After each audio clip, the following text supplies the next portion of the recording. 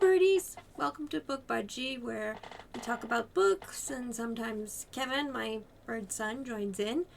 You may also see his cat sister hanging around. Don't worry, Kevin is both faster and smarter than her. Bless. Today we're going to talk about this book and its sequel. I think I've come back to Nancy Farmer's 2002 novel, The House of the Scorpion, 3 or 4 times now. And every time I read it, I find something else that gets my attention that I somehow missed until now. It's a deep, rich setting with a lot of complexity and asks some very serious existential questions about family and legacy and humanity. I actually hadn't read the 2013 follow-up to it, The Lord of Opium, until this month, even though it's been sitting in my Kindle patiently since it was released because I pre-ordered it. I just somehow never got around to it. Additionally, I'd had mixed feelings about Farmer's Sea of Trolls trilogy and was low-key worried that the sequel would sour the original for me. Let's talk for a minute about Nancy Farmer, though, because she does have a very unique background, and her body of work has some overarching themes that seem to carry over across multiple contexts. Farmer was born in Phoenix, Arizona in 1941. She went to Reed College in Portland, Oregon, and after university, she studied chemistry and entomology for a while at UC Berkeley, but she never completed a degree there. Then she joined the Peace Corps in 1963. So the Peace Corps took her multiple places, but eventually she ended up in Mozambique and what is now Zimbabwe. And in Zimbabwe, she met the man who is now her husband. And they got married a week after they met, but they're still together, so I guess that worked out for them. She ended up living with her family in various parts of South Africa for the next 17 to 20 years, depending on when the interview I read about this was actually done. And you may be asking yourself, why does this matter? And the answer to that is because Africa is the stage for the majority of Farmer's most loved work. And she's a white woman. In 1994, when she published The Ear, the Eye, and the Arm, nobody was particularly concerned about a white woman writing African stories. Now, I suspect there would be some kickback about the idea of it alone. Personally, I don't think it's fair to Farmer in the slightest. She herself said, I'm going to quote it for you here, "I wrote about Africa because I knew it. I'd been living there for 17 years, and I didn't know the United States anymore." As someone who left the United States literally 11 years ago, and has only returned once since then, I'm intimately familiar with this feeling. For me, the first full-time job I ever had was in South Korea. I've essentially never lived in the US as a full-grown adult. Even when I was in the USA, my family moved around so often. I've lived in Tokyo longer than any other city I've lived in my entire life. Tokyo feels more real and connected to me than the handful of cities that I recite when someone asks where I'm from. So yes, Farmer is a white woman writing African stories. But she's writing them from a place of personal connection that honestly is very real. When I write, I do tend to write from Japan or Korea because those are places that sit in my chest and pound on my ribcage when I think about who I am today and how I became her. But let's skip forward to 2002 and back to The House of the Scorpion. Scorpion was the first book she published that actually didn't take place in Africa. Instead, we're thrown into a place on the US-Mexican border in an unspecified future time. Scorpion plays a clever little trick with time. dividing sections by the age of the protagonist, Matt, rather than with dates. When you read this book, I highly, highly recommend skipping the sections, the pages at the very beginning that give you the character listing and the family tree, because it kind of low-key spoils some stuff that happens later on. The ebook puts these things at the very end, but for the hard copy, they're like the first pages, and I'd skip them for now. But back to Place.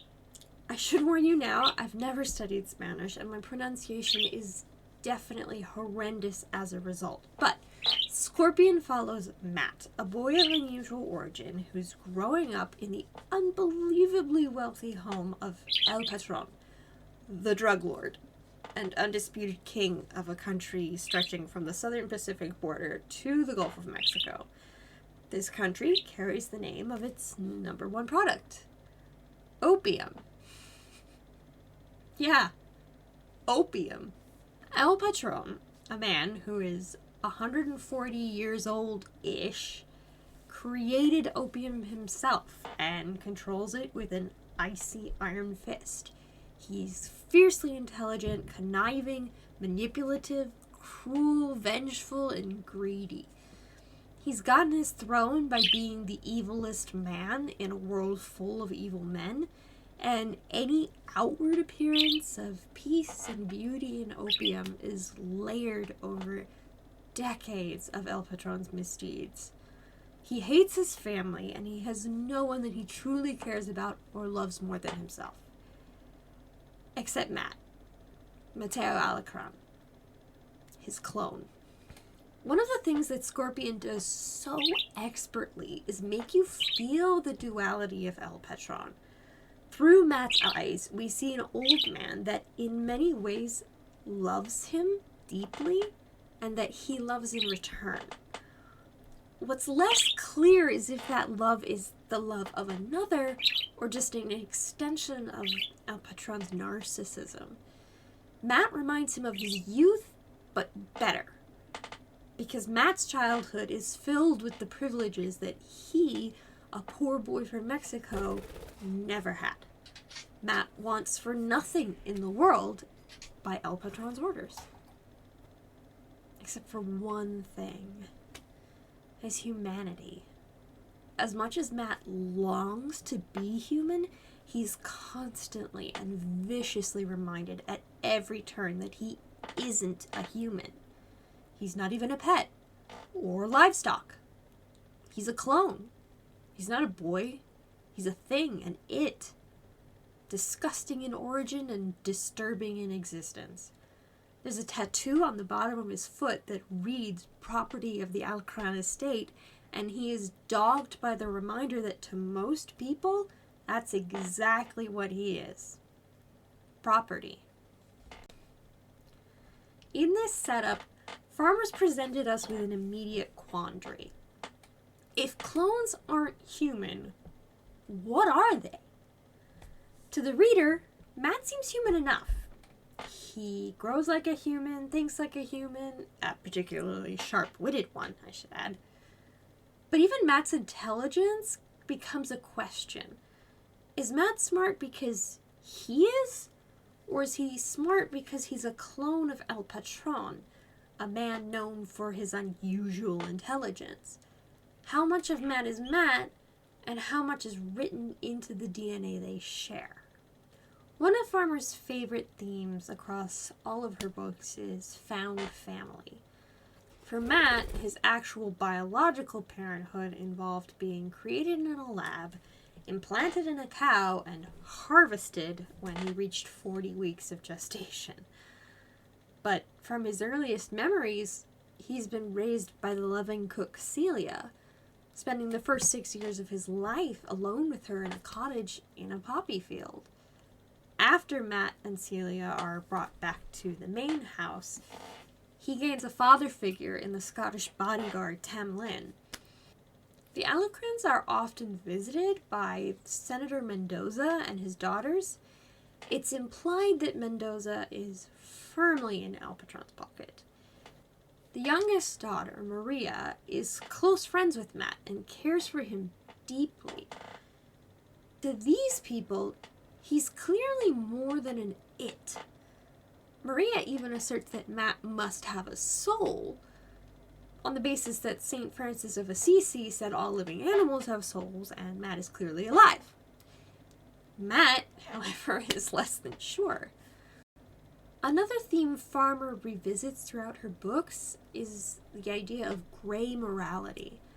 In Scorpion, we see countless people do terrible things, but we also see the consequences they face. Tam Lin, Matt's de facto father, is a terrorist that attempted to bomb the Prime Minister of the UK, but accidentally set it off when a school bus full of children was passing by. We know Tam Lin has done terrible, violent things, but he also raises Matt and teaches him with great care and ultimately undeniable love.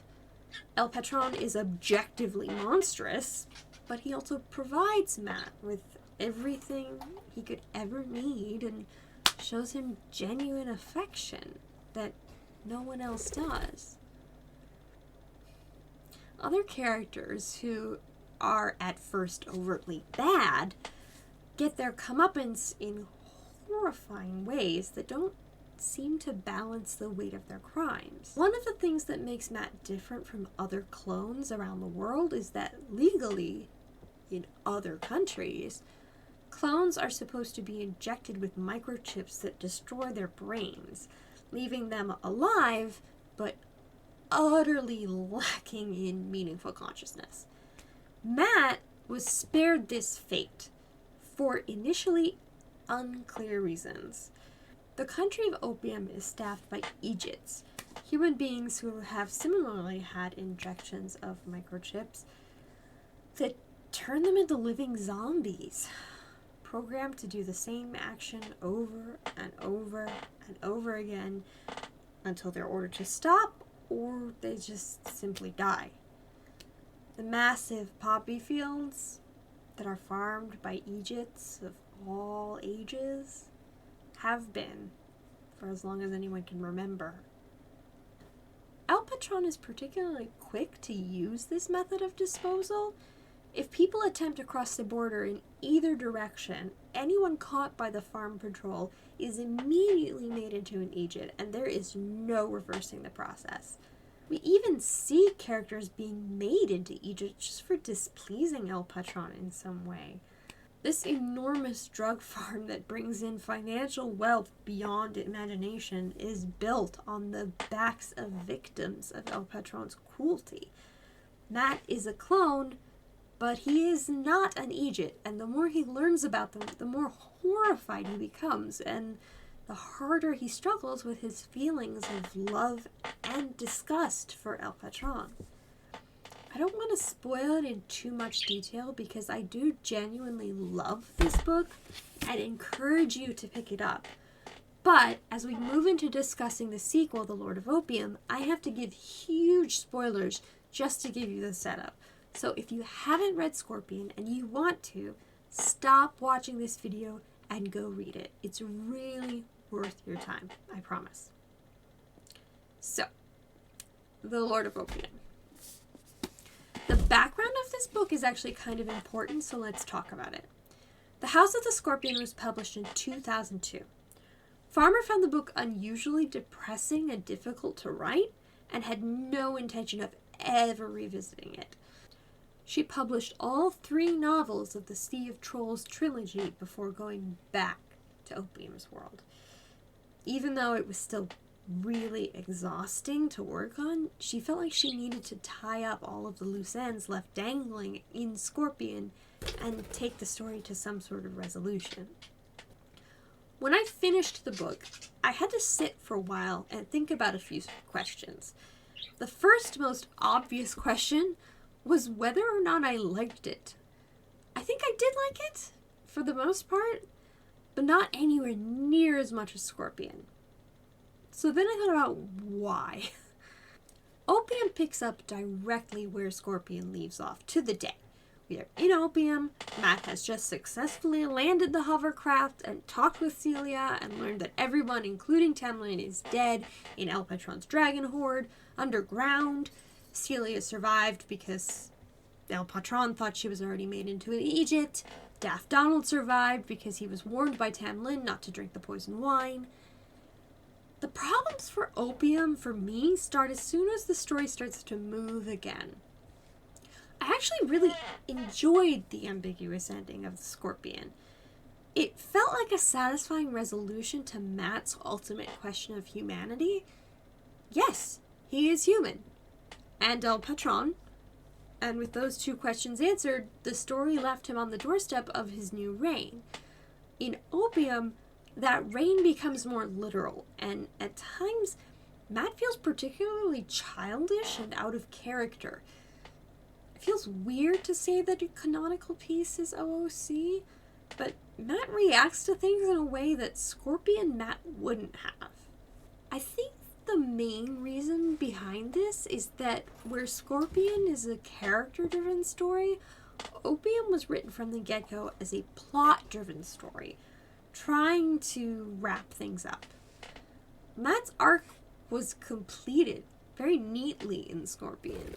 So there are times during Opium where it feels like we've gone backwards just to give him a place to go, and that place is often one that Scorpion Matt has already been.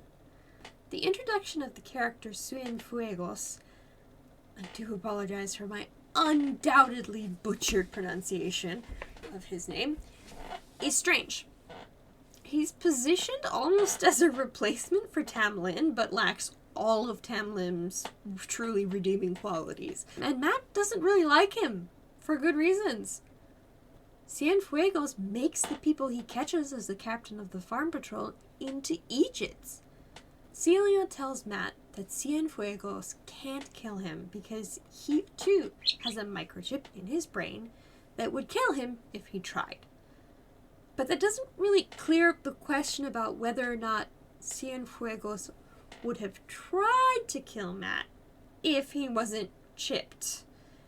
Farmer's gray morality has always been good people can do bad things, but the message with Cienfuegos feels more like doing bad things doesn't mean you enjoy it, which isn't the same thing.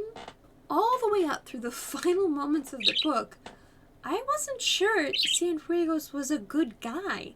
The narrative kept making him do relatively good things, but I couldn't seem to get rid of an inherent suspicion of him, and I suspect that was because Matt couldn't seem to do so either.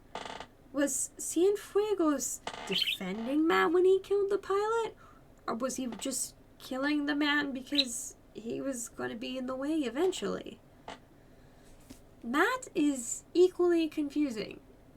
Farmer really enjoys adding supernatural elements to her work, and Opium has a really brilliant twist of having Matt occasionally behaving or speaking as El Patron, with the dead man seemingly taking control of him for moments and talking to him in his mind and others.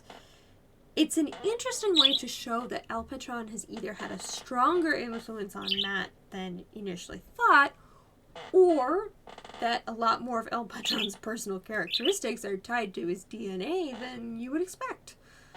Like I said, I actually really like this element of Matt, both arguing and trying to be better than El Patron, but also needing him to maintain power and on more than one occasion save his own life.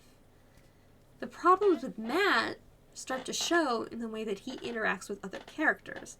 The way he thinks the boys from the factory will react is particularly childish and naive for a nearly 15-year-old. The party he throws to welcome them is presented as Matt wanting to give his new friends everything they could dream of, but it happens at a point in the story where Matt already knows the majority of Opium is run using Egypts, and that his friends have come from extremely impoverished backgrounds. It's boasting in the worst way, and the narrative almost doesn't seem to notice that. The relationship he has with Mirasol is interesting, But the moment when he introduces her to Maria as his pet is so wildly out of character for him, it actually threw me out of the story disgusted. Matt, of all people, would understand how wrong it is to refer to a human being as a pet. Egypt or no. And it would have been far more in character and logical for Matt to tell Maria directly, I'm trying to cure her, but it's taking a long time. Not only would this be honest, but it would prevent the extremely abrupt and awkward logic leap that Maria makes herself later after Mirasol's death. Matt says she's dead, and bam, Maria realizes he was trying to save her. There's no further discussion on the issue. It seems like Mirasol was set up to be something more than she actually was, and her death left me feeling frustrated rather than feeling like anything had been resolved. Matt's interactions with Listen and the other clones are very hot and cold. Sometimes he's patient. Sometimes he's almost as petulant and bratty as they are. The inconsistency really started to grate on me because all these people are clones, just like him. Why is he struggling to remember what it felt like as recently as 1 year ago when he was about to get murdered to be a heart donor? Cienfuegos' passion for oncology just felt like it was a trait meant for a completely different person. It just didn't fit with everything else we'd been told about him. And it contributed to the weird feeling that he was always up to something when ultimately he wasn't. He just likes ecology and studied it before being in the farm patrol. Okay, I guess. Finally, Maria. Maria in Scorpion is merciful and forgiving and kind, yes. But she also had a feisty passion to her that seemed lacking in Opium. Her shining moment of glory, leaping through the hologram, was absolutely wonderful, but also, quite pointedly, her only moment. I would have appreciated seeing Maria interact with the boys, or listen, or see her reconnect with Celia. Instead, Maria is barely in the book at all. Mirasol actually feels like a legitimate threat to Matt's relationship with Maria, purely because Matt has spent far more time caring for Mirasol and waxing poetic about her than he's done the entire book about Maria. Finally, Opium is meant to be a story about power. It's supposed to present us with the question of whether or not Matt wants power, can handle power, and wields the power once he accepts it. I'm not honestly sure that question was actually answered, because in the end, the only choice Matt actually makes of his own volition, and it was still technically under duress due to Cienfuegos and Listen, is to uncouple the space station. And even that choice is so last minute, he didn't know it was possible until he saw the button. Yes, he doomed about 300 people to death. But that choice wasn't given the time or space it deserved to feel like it really honestly mattered. I appreciate that Farmer wanted to give us as close to a happy ending to Matt's story as she could, with the Egypt saved and Maria his forever love. But Opium didn't leave me satisfied. It just left me. Whoosh, like I caught the sudden finale to a TV show that got cancelled unexpectedly and needed all the plot threads resolved in 2 episodes. Part of this is definitely the time difference. Scorpion takes place over 14 years and Opium takes less than 1. Part of it might be that Cienfuegos is neither as interesting as Tamlin or as mysterious as El Patron. The ultimate villain, Dr. Rivas, is almost a joke in how little he matters in the end. Would I recommend The Lord of Opium? Honestly, if you liked the way the House of Scorpion ended, no, I don't recommend Opium. It doesn't have the same depth or impact, and while it is a happy ending, it feels cheap and almost unearned. Scorpion left me feeling like I was standing on the edge of a cliff, bungee cord around my feet, ready to jump.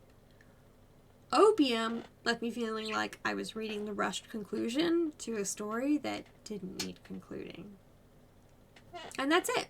I highly, highly recommend you check out Nancy Farmer's other work, particularly the ones she wrote about Africa, Ear, the Eye, and the Arm, and A Girl Named Disaster.